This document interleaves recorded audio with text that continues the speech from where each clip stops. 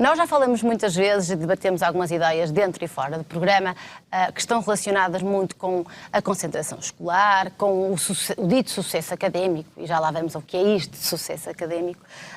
E segundo eu sei, tu defendes uma série de atividades ou de atitudes que podem ajudar a que depois haja melhor rendimento escolar e que as crianças estejam serenas, porque no fundo é isso que nós queremos, não é? Serenas e felizes. É importante nós tentarmos perceber de que forma é que nós podemos promover o bem-estar das crianças, promover a sua motivação, promover a sua capacidade de concentração. Portanto, tudo isto vai culminar no tal sucesso escolar, no sucesso académico, que é aquilo que efetivamente todos nós, profissionais e pais, pretendemos.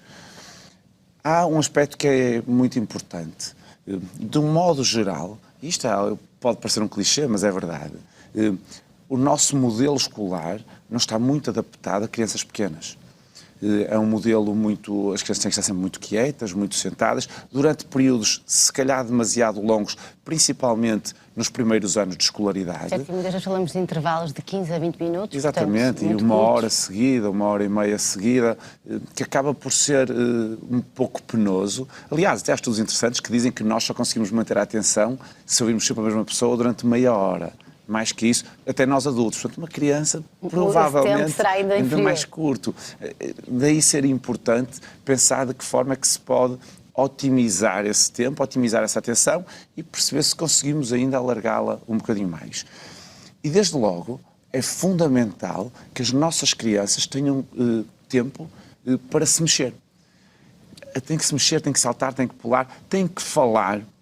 Claro que nós vamos tentar conciliar o tempo de atenção, o tempo de escola, com esse tempo de extravasamento. E tocaste há bocadinho num aspecto importante, que é a duração dos intervalos. Se calhar faz sentido pensarmos um pouco nisto, porque temos intervalos curtos, muitas vezes os intervalos, e eu percebo a preocupação das escolas, às vezes é que as crianças comam o lanche, que se alimentem, e a certa altura o intervalo é passado entre casa de banho, comer o lanche e voltar para a sala. Portanto, esse tempo de extravasar, que é tão importante, não é? Sim. Então, praticamente não existe. Não existe. E qual é a consequência disto depois, voltando à sala de aula? aula? A seguir, as crianças já não estão lá, já não têm paciência, já não conseguem estar quietas, não conseguem estar atentas tanto tempo. Portanto, acho que deve ser uma prioridade das escolas fomentar intervalos em que realmente as crianças consigam sair daquele regime e ir para o espaço delas e conviver e estar. E também é importante que os pais tenham a noção disso e tentem, por exemplo, preparar os lanches, já falamos disso aqui, de uma forma prática para as crianças poderem comer bem e relativamente rápido para Por poder exemplo, brincar. vamos falar uma banana ou Exatamente. coisas desse género. Coisas que sejam simples de comer, evitar os processados, como é lógico, tudo isso, mas coisas que sejam simples de comer para que a criança possa comer e ir brincar também. Ou então, por que não, criar um intervalo pequeno em que as crianças, em que seja só para comer. E depois o outro intervalo, as crianças vão à casa de banho e brincam. Por exemplo, sei lá, as estratégias, isto se calhar em 5 ou 10 minutos que se rouba ao tempo letivo mesmo. Não compromete assim tantas aprendizagens provavelmente, e ganha. Se calhar até se ganha, porque eles se renderem mais, vai-se conseguir otimizar o tempo. Portanto, acho que, havendo alguma vontade, acho que isto se pode otimizar um bocadinho mais. E isto é curioso por dois aspectos que eu gostava de tocar. Por um lado, é por essa questão que tu dizes da criança quase que extravasar e poder mexer-se e poder falar mais livremente. Portanto, há aqui vantagens do ponto de vista também depois da concentração seguinte.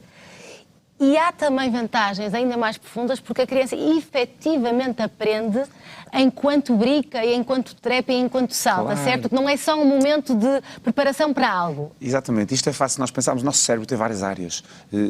Quando nós estamos a ativar uma área, quando está a aprender, estamos a ativar algumas áreas cerebrais que a certa altura precisam de descansar para poder aprender outra vez. E, portanto, o que é que nós fazemos? Ao brincarmos, estamos a ativar outras áreas cerebrais e poupamos as que estavam ativas antes. Portanto, essas permite-lhes descansar para depois estar ativos outra vez. Podemos pensar nisto assim porque não anda longe da realidade. Daí ser importante alternar. Isto leva-nos também a um aspecto interessante. Por exemplo, em termos de organização do tempo escolar, e falamos do primeiro ciclo, em que é um professor único para a maior parte dos conteúdos, faz sentido, por exemplo, sempre que possível, intercalar um conteúdo, seja o português, seja a matemática, seja o estudo do meio, com um conteúdo completamente diferente. A educação física, a música. Exatamente, para trabalhar, para não mudar. chega só a alternar entre português, matemática e estudo do meio, por exemplo, seguido. Se calhar, se fizeres português, educação física e estudo do meio, vai render muito mais do que português, matemática e estudo do meio. Portanto, lá está, ativar outras áreas cerebrais que permitam àquelas descansar e assim com este jogo nós vamos conseguindo otimizar a aprendizagem, otimizar a atenção e a satisfação das crianças, porque as crianças têm que se sentir satisfeitas também na sala de aula. E acho que, no fundo, vamos facilitar também a vida aos professores. Também é muito importante percebermos que não é fácil gerir tantas crianças, com tantas necessidades diferentes, com tantas vontades diferentes de aprender, com tantas aptidões diferentes. Portanto, se calhar conseguimos melhorar um bocadinho mais esta heterogeneidade toda. Se houver lá está esta diferenciação. Sim, e meter aí os intervalos também para quebrar, como é lógico. Ora, falaste da questão da organização do tempo e, de facto, para os pais, sobretudo do primeiro ciclo, e para aqueles que os filhos entraram agora no ensino formal, este é um momento de particular ansiedade. Claro. Eu por mim falo, sou suspeita também. E há aqui uma questão que tem a ver com a organização do tempo saindo da escola, não é? Porque saindo da escola, as crianças até ao primeiro ciclo é livre trânsito, as outras têm aqui aquela questão dos trabalhos de casa, das atividades extracurriculares, depois de um dia que já é mais exigente. Claro. Como é que nós podemos fazer para articular o estímulo, que naturalmente será necessário, com aquilo que são também os momentos de prazer, de lazer e de alguma aprendizagem sem querer, não é? Claro, aquela aprendizagem que nós falamos sem querer. Para esses tempos eu gostava de dar aqui um enfoque grande. É o tempo para as crianças não fazerem nada. Elas têm que ter tempo livre, verdadeiramente livre, não estruturado, para serem elas a organizar o que querem fazer. Claro que se a criança tem muito tempo livre e quer estar sempre a jogar, se calhar faz sentido haver aqui alguma supervisão. Mas tem que haver tempos em que as crianças fazem efetivamente o que gostam, o que preferem e elas é que vão estruturar aquele tempo. Nós achamos que as crianças não precisam de tempo livre porque estão sempre a brincar e isso não é verdade. Elas precisam desse momento. Depois perceber até porque também... isso dá-lhes uma capacidade de decisão, não é? De autonomização até. Portanto, eu vou decidir brincar com isto, ou vou prescindir daquilo. E pronto, elas vão criando, vão crescendo e desenvolvendo. Depois perceber também que as atividades extracurriculares, nós podemos pensar delas de duas formas. Podemos pensar como algo que vai tornar o dia das crianças ainda mais pesado, porque é mais uma sobrecarga que é algo organizado e mais rígido, digamos assim, mas podemos pensar também de outra forma. É que é um momento que pode ser encarado como um momento de lazer para a criança, de brincadeira e eventualmente até aprendizagem, que pode ser útil no espaço em que os pais ainda estão a trabalhar, as crianças saem da escola, e, portanto, é preciso perceber que os horários escolares e os horários laborais nem sempre são muito compatíveis. Quase nunca, infelizmente. Pronto. E daí nós percebemos que as atividades extracurriculares, primeiro, têm que ser uma fonte de prazer para a criança. A criança tem que se sentir verdadeiramente feliz. Isto quer dizer que a criança tem que ter algum poder de decisão nestas atividades. Claro, e não estar aqui a massacrar a criança com tu é que escolheste, vais levar isto até ao fim. Porque crianças de 6 anos, um compromisso de 1 ano é um sexto da vida deles. Nós podemos pensar isto assim, não é? Depois, perceber também que devem ser atividades que vão ativar outras áreas cerebrais. Já falamos disso um bocadinho. Portanto, desenvolver outras aptidões. Música ou desporto, música, arte, qualquer coisa diferente. Evitar tudo que sejam atividades muito parecidas com as aulas, tudo que sejam atividades muito sentadas, a ouvir, tudo isto, a não ser que sejam conteúdos muito diferentes, se calhar não é o ideal, principalmente nos primeiros anos. Portanto, algo que dê prazer, que a criança permita conviver e aprender coisas diferentes. Tentar não sobrecarregar demasiado para a criança ter o tal tempo livre e, se calhar, com algum bom senso consegue-se chegar aos uns dias mais pesados, uns dias menos pesados. Exatamente. Também com esse equilíbrio. Os trabalhos de casa.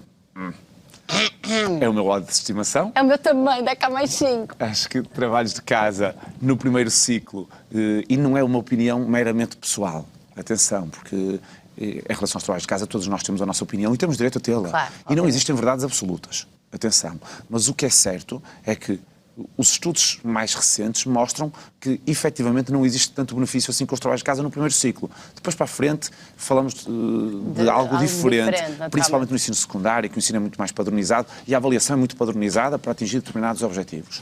No primeiro ciclo não é assim. E com tanta carga letiva que as nossas crianças têm na escola, não está provado que haja benefício com os trabalhos de casa, principalmente nos moldes em que são feitos na maior parte das escolas, que são trabalhos de repetição daquilo que foi dado. Não são projetos de envolver a família ou algo distinto. O envolver a família perde-se logo quando nós queremos que as crianças cheguem a casa com os trabalhos de casa feitos.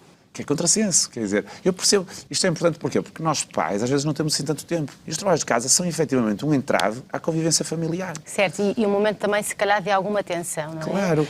E discute-se o momento em que a criança deve fazer os trabalhos de casa, se imediatamente a seguir à escola, se passado algum tempo. Acho que isso vai depender de cada criança, o que for mais funcional para aquela família é o ideal, não existe nenhuma regra que seja transversal a todos. Agora, pais que defendem trabalhos de casa, mas que esses trabalhos de casa são feitos num centro de estudos, por exemplo, é um perfeito disparate, porque isso é só prolongar o horário letivo. O que é que adianta a criança? A criança é às 4h30 da escola, ou às 3h30, e depois vai fazer trabalho de casa durante mais 1 hora ou 2. No fundo, estamos a prolongar o horário letivo. Sinceramente, ainda ninguém me conseguiu convencer que os trabalhos de casa são importantes no primeiro ciclo. Do que eu li, do que eu ouvi, não conseguem convencer disso. Acredito que haja também vertentes e opiniões, claro. e eventualmente áreas em que possa ter algum interesse. Se calhar faria mais sentido, porque não um trabalho de casa semanal, de segunda-feira à segunda, por exemplo, certo. em que as famílias, algo diferente, um projeto diferente, que envolvesse as famílias, exatamente. em que as famílias gerem, dá mais jeito de fazer à segunda, ou à terça, ou à quarta, ou ao sábado, ou ao domingo, as famílias gerem com o que é mais funcional para aquela família. Eventualmente isso sim, mas eu confesso que no primeiro ciclo as crianças têm que acabar a escola e fazer coisas completamente diferentes e deixar a escola para o dia seguinte. Certo, porque a escola vem para o dia a seguir, não é? Ela vem sempre. Ela vem sempre. Hugo, muito obrigada, gostei muito de Obrigado. estar contigo, obrigado pelos teus apelos e voltamos a ver em breve. Acho que sim. Ora, quem